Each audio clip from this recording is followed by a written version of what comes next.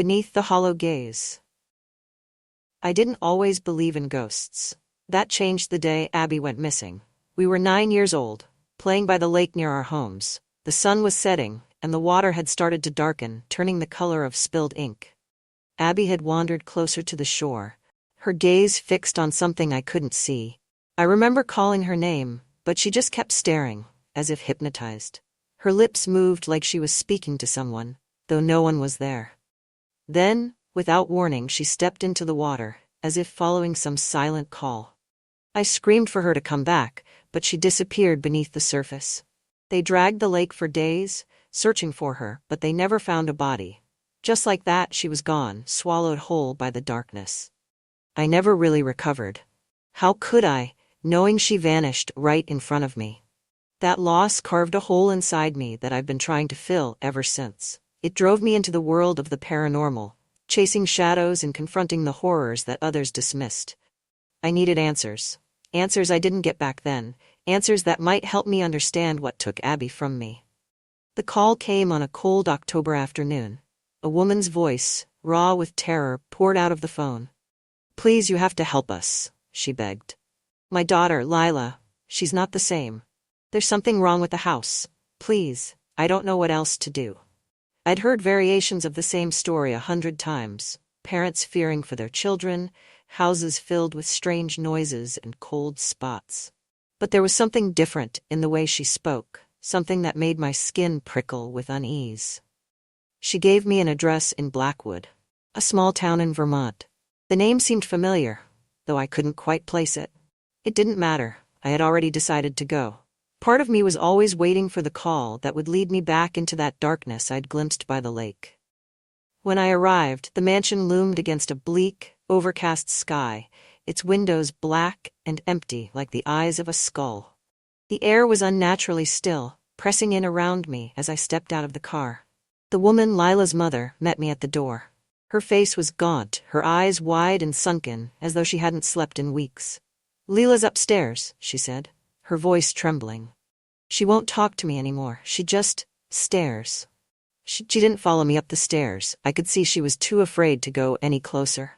The house groaned with each step, the wooden floorboards shifting beneath my feet as if they were alive. The air grew heavier as I climbed, carrying with it a damp, earthy scent that reminded me of the lake's edge after a storm. Cold and suffocating. I reached the second floor, where Lila's room waited at the end of a narrow hallway. The door was open just a crack, letting out a thin line of darkness that seemed to throb like a slow pulse. Inside, the girl sat on the floor with her back to me.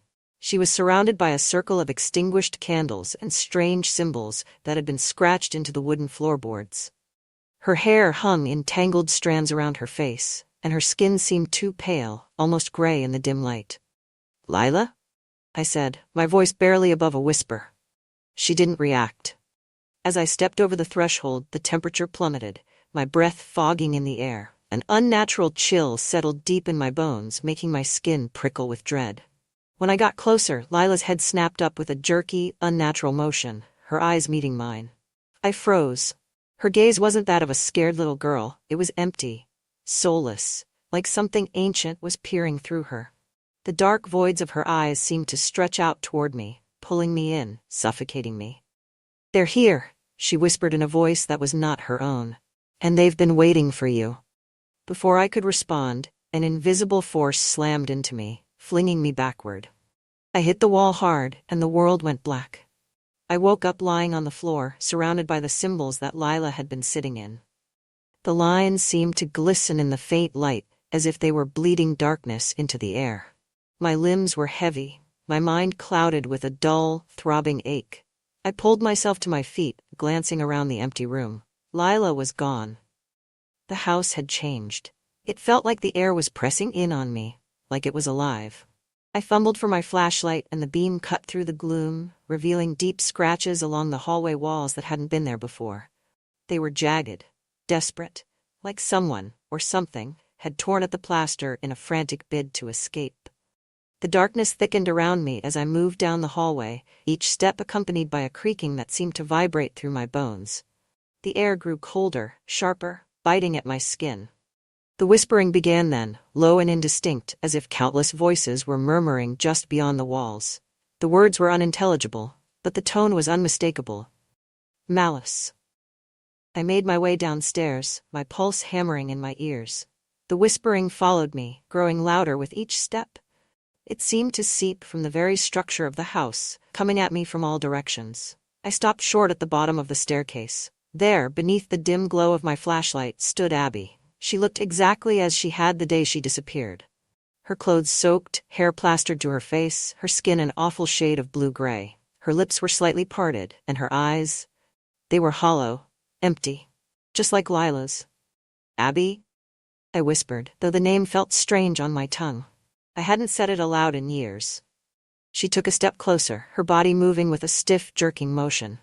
"You didn't save me," she said, her voice brittle and waterlogged. "You let me drown." My throat tightened, my breath coming in ragged gasps.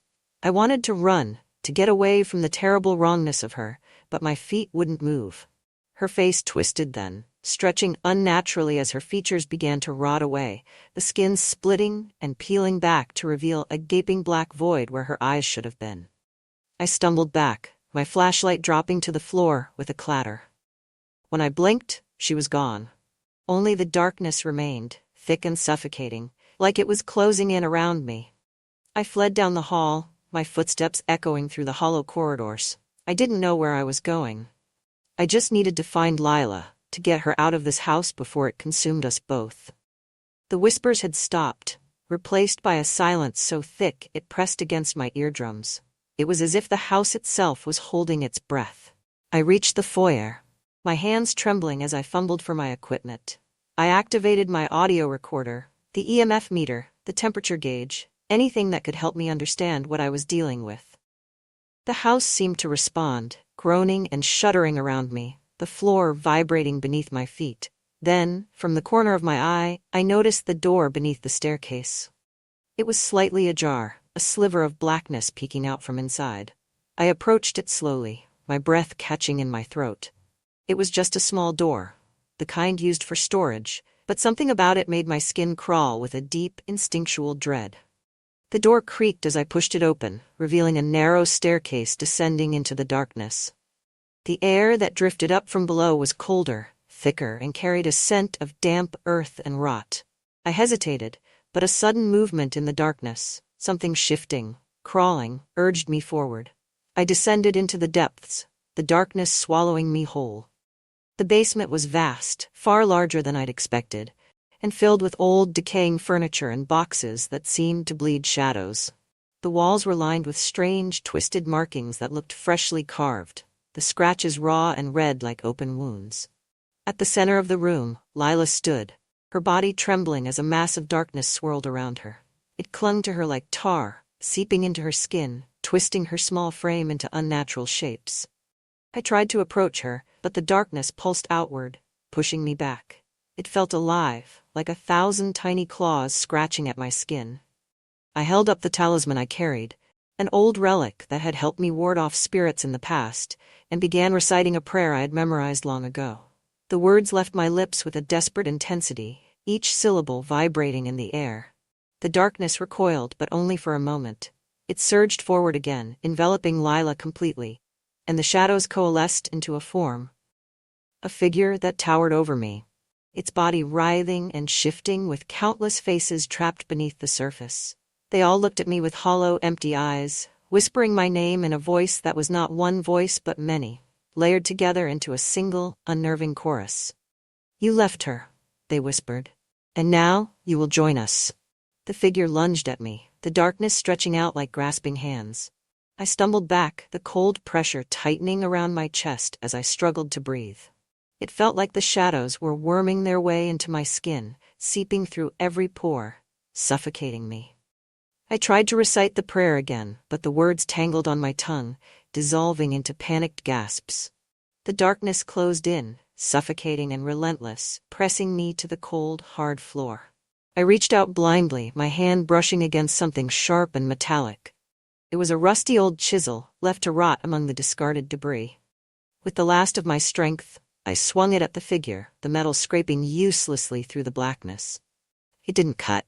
It didn't even slow the thing down. But the motion gave me just enough momentum to roll away, gasping for breath. As I scrambled to my feet, I saw Lila again, standing there, surrounded by that suffocating darkness, her face contorted with pain. The shadows seemed to pulse with her movements, twisting and writhing around her like living tendrils. Her eyes met mine for just a moment, and there was a flash of something human behind them. Fear. Desperation. I had to do something. I had to save her. I wasn't going to fail another person.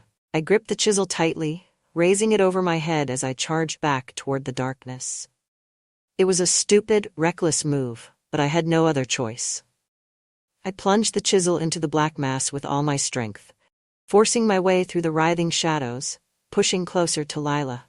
The dark figure let out a low, rumbling growl that vibrated through the entire room, as if the walls themselves were groaning in pain. The shadows recoiled, and for a moment, I thought I saw them shrink back, hesitate. I grabbed Lila's arm and pulled her close to me. Her body was cold, impossibly cold, and her skin felt fragile beneath my fingers, as if she were made of porcelain. I wrapped my arms around her, shielding her from the encroaching darkness, and started dragging her toward the stairs. But the darkness surged forward, flowing back in with a fury I hadn't anticipated. The temperature plummeted, and the very air seemed to grow thick and viscous, making it hard to move, to breathe. I could feel it tugging at me, pulling me back toward that yawning blackness. The whispers returned, louder and more vicious, clawing at my mind. "You will never leave," they hissed. "You belong here."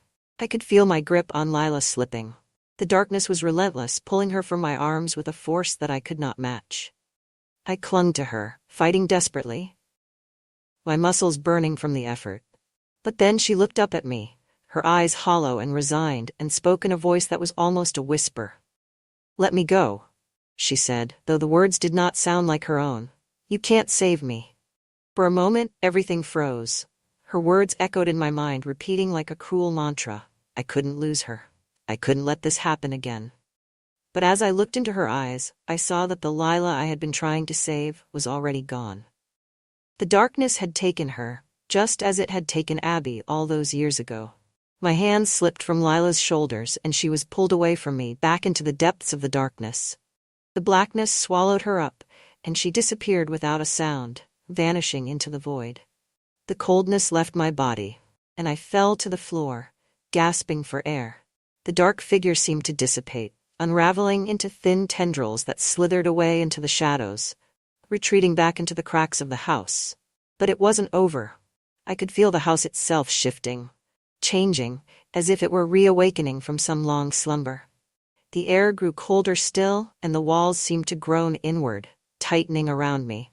The whispers resumed, more distinct now, closer, as if they were circling just out of sight. I stumbled to my feet and backed away from the darkness, inching toward the narrow staircase. I had to get out. I had to leave this place before it swallowed me whole too. But as I reached the first step, I heard a faint voice drifting up from the blackness behind me, a voice that chilled me to the core. It was Abby's voice. "Come back," she whispered. "Don't leave me here." I froze, my heart pounding so hard I thought it might burst. The voice was coming from somewhere deep within the house, echoing up from the dark recesses of the basement. I turned slowly, my flashlight trembling in my hand. I knew it couldn't really be her. I had seen her body change, seen her face distort into that awful, empty smile. But the sound of her voice, so familiar, so lost, tugged at something deep inside me. Against every instinct screaming at me to run, I took a step back toward the basement, my flashlight cutting through the dark. The shadows seemed to stretch toward me, curling like fingers. I could hear her voice again, faint and desperate, calling out from somewhere I couldn't see. "Please, I'm so cold." I descended the steps slowly, each one creaking beneath my weight. The deeper I went, the thicker the air became, like wading through a dark fog. The smell of damp earth filled my nose, choking me. I reached the bottom, and the room seemed larger, more cavernous than before, the shadows moving like liquid against the walls. At the far end of the room, I saw her. She was standing there, her back to me, just like she had been at the lake all those years ago. Her hair was wet, her clothes dripping as if she just crawled out of the water. My breath hitched, and I felt a terrible sense of déjà vu wash over me. "Abby?" I whispered, though my voice cracked as I spoke. She turned slowly, her head swiveling unnaturally, her eyes locking onto mine. They weren't the eyes of the little girl I once knew, they were empty voids, deep and black, staring right through me. Her lips curved into a smile, too wide, stretching her cheeks until the skin began to split. "You left me," she whispered, her voice twisting with something that wasn't quite human. "And now, I will never let you leave." The darkness surged toward me, and I ran. I didn't look back. I didn't stop. I bounded up the stairs 2 at a time, my legs trembling, my lungs burning. The whispers rose into a cacophony, 1,000 voices screaming my name, demanding that I return. I burst out of the basement door, slamming it shut behind me, though I knew a simple door wouldn't hold back whatever was lurking down there. I stumbled down the hallway, the house groaning around me, the walls seeming to warp and bulge, as if trying to trap me inside. I was almost at the front door when I felt the cold fingers brush against the back of my neck. And Abby's voice whispered one last time in my ear, "You'll come back. They always come back." I tore the door open and ran out into the night, not stopping until I was in my car, the engine roaring to life. As I sped away from the house, I glanced back in the rearview mirror. The mansion loomed against the dark sky, its windows now glowing faintly, like watchful eyes. I didn't feel relief as I drove away. Only a cold emptiness settled in my chest. I had failed. Lila was gone, and whatever had taken Abby all those years ago was still out there, waiting, lurking in the shadows. It wasn't over. It would never be over. The darkness had claimed another soul and I'd escaped with nothing but my life. But deep down, I knew that something had followed me. The whispers hadn't stopped, they were just waiting for the right moment to begin again. I drove for what felt like hours, the night stretching endlessly before me. The road was narrow and twisted, flanked by tall trees whose branches reached out like skeletal fingers. The further I went from Blackwood, the heavier the silence became, as if the darkness was chasing me but staying just out of sight. The mansion was miles behind me, yet I couldn't shake the feeling that it was still watching, its dark gaze burrowing into the back of my mind. I reached the nearest motel just before dawn, a small, rundown place that looked like it had been abandoned decades ago. I pulled into the parking lot and sat there, my hands still gripping the steering wheel. They were trembling, my knuckles white. I hadn't realized I was holding my breath until I exhaled, my breath fogging the air. The cold from the house hadn't left me. It clung to my skin, buried itself in my bones. Inside the motel, I barely registered the dim yellow lighting and the sour smell of the carpet. The clerk at the front desk gave me a strange look when I handed over my credit card. No doubt I looked as ragged as I felt, but he didn't say a word as he slid the key across the counter. I muttered my thanks and shuffled off to the room, locking the door behind me, as if that would keep out what I knew was still following me. I collapsed onto the bed, too exhausted to even pull the covers over me. The room was silent, but my ears rang with whispers that weren't there, voices that clawed at the back of my mind. I tried to sleep, but the images of Lila and Abby kept swimming up from the depths of my subconscious, those hollow, black eyes staring at me, accusing me. I could still hear Lila's voice, cold and broken, "You can't save me." My eyes flew open. It wasn't just a memory. The voice had spoken again, right here in the motel room, as clear as if she were standing next to me. I sat up, my heart pounding, scanning the shadows that clung to the corners of the room. Nothing moved, but the air had changed, thicker, colder. I reached for my flashlight and flicked it on, sweeping the beam across the room. For a moment, it caught on something. A shape in the corner. A figure hunched over, its back turned to me. My breath hitched in my throat as I recognized the dripping hair. The soaked dress. "Abby?" I whispered, though dread already filled my voice. The figure slowly turned, the movement unnatural and wrong. When she faced me, I saw her eyes again. Those awful black voids.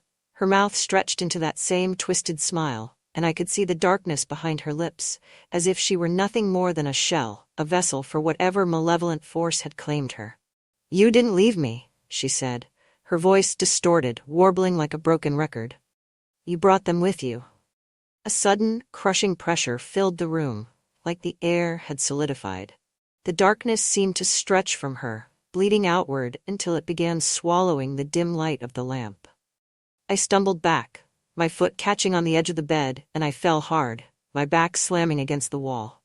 The flashlight rolled out of my hand, its beam spinning wildly, casting grotesque shadows that seemed to crawl up the walls. I fumbled for my equipment bag, my shaking hands searching for the talisman I had used back in the house. It was supposed to be a ward, a last defense against whatever might have followed me out.